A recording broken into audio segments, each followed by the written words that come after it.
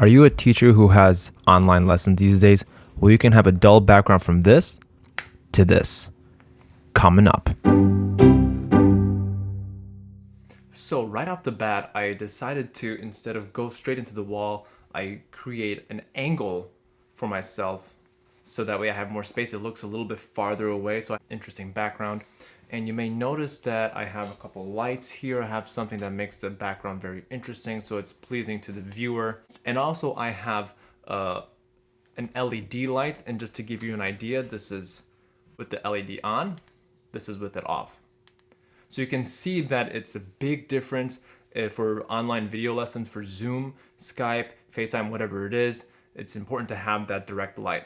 And I also like to keep this background here just to kind of, make sure that I'm a violinist, so that we have, I have a Haydn string quartet that I got a long time ago. Got a little violin statue here, little baby Mozart statue, which is cool, and some books that I have to make things very, very interesting. I also use this for Violin Podcast, and I also use this for Everyday Musician Podcast, and it gives the viewer a lot of interesting things to kind of put their eye on. Next up, I also have this acoustic panel, very cheap. I got this on Amazon for like 35 bucks, really simple. The mic that you're hearing all this on is on a Shure MV51. I'll leave all the product links in the description. I'm not using the mic, the Shure MV51, which is right over here. This is my beautiful baby mic.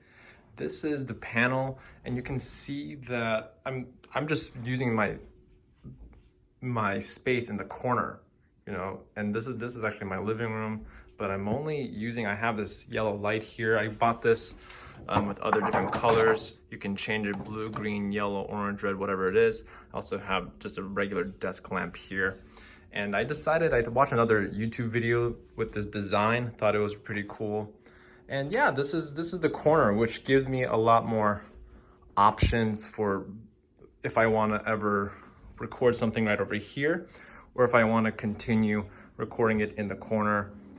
I can have many options. There you have it. It's really simple to make a YouTube studio, and it's also really easy to set up a nice background for online Zoom lessons, FaceTime, Skype, whatever it is. Doesn't cost a lot. It also gives you a more professional look as you are teaching more online. So I hope this video helped you. If you like this video, please subscribe, as we sometimes do how-to tutorials, podcasts, interviews, and more.